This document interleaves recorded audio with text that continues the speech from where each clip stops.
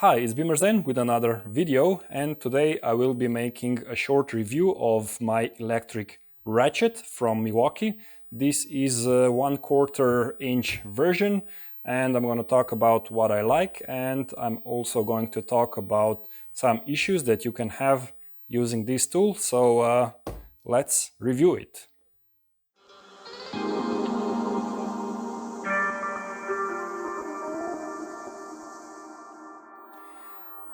So, as you probably already know, a lot of YouTubers use this Milwaukee Ratchet for working on their cars. So after a while, I kind of gave up and I've decided to purchase the electric Ratchet myself. So the first thing that I wanted to know is which version do I want to get. So of course, I did go with the M12 Fuel version. This is the latest iteration, so it must be better.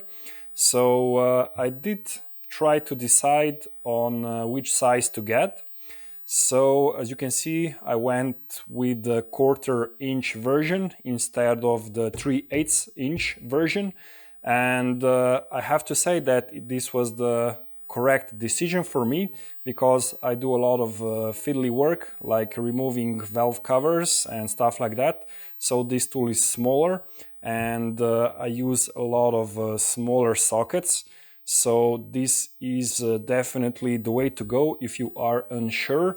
So if you are doing some DIY work on the weekends or you work on multiple cars and this is your hobby, then this is definitely the version to get.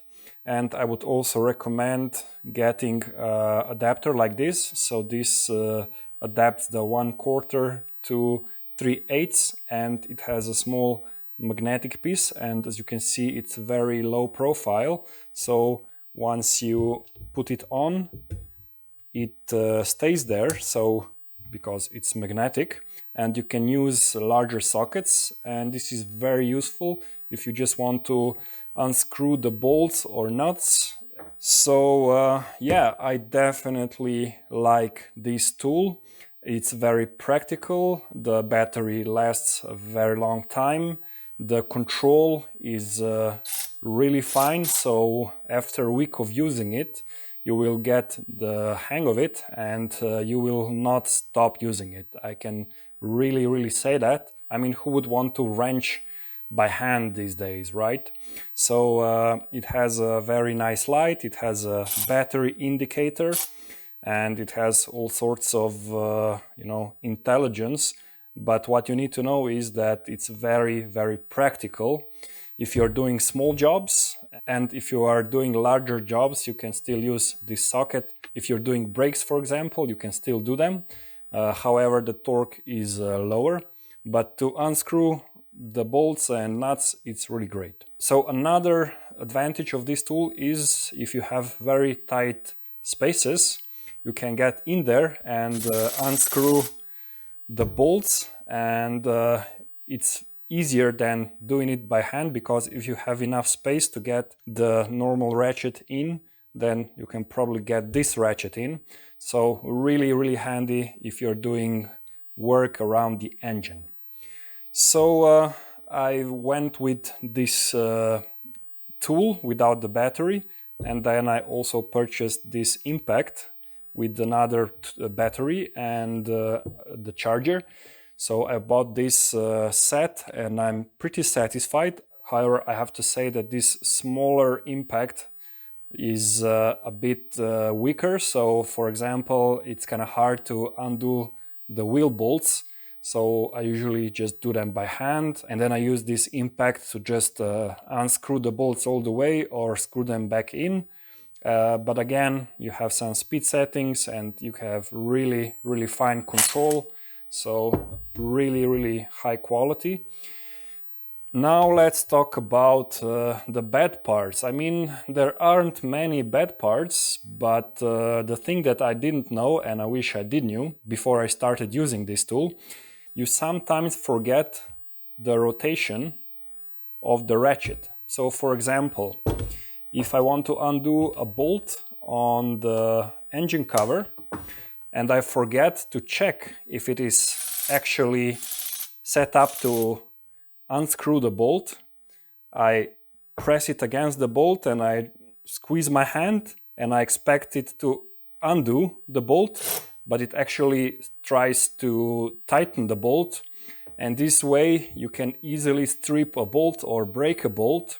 So what you have to do before you start doing anything, you have to just give it a quick squeeze, check the direction, and if it's wrong, you just have to reverse it, and then you're good to go. So it's a very good practice if you do this every time you start undoing bolts.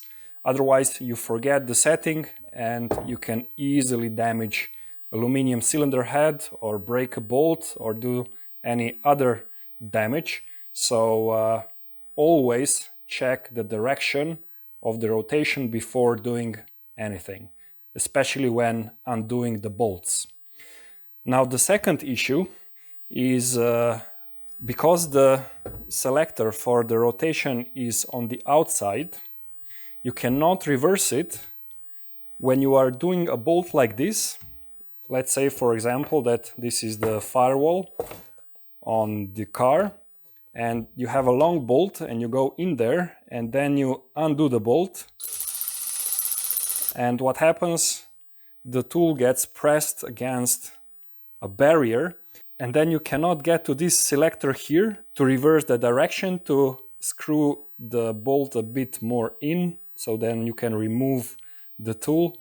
So this happened to me a couple of times and I still don't learn that this is an issue.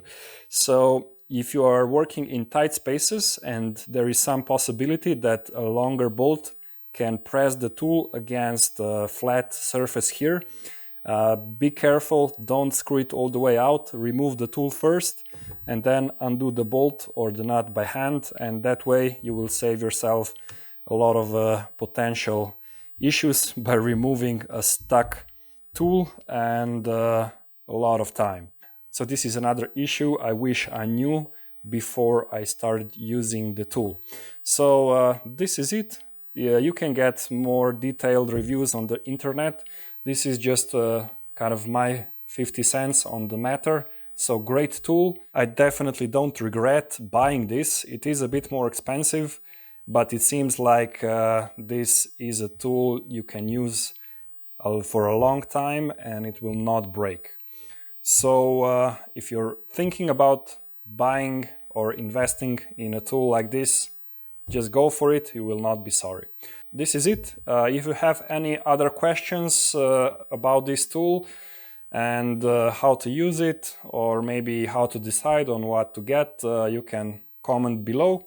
Otherwise, keep zen and continue the art of BMW maintenance.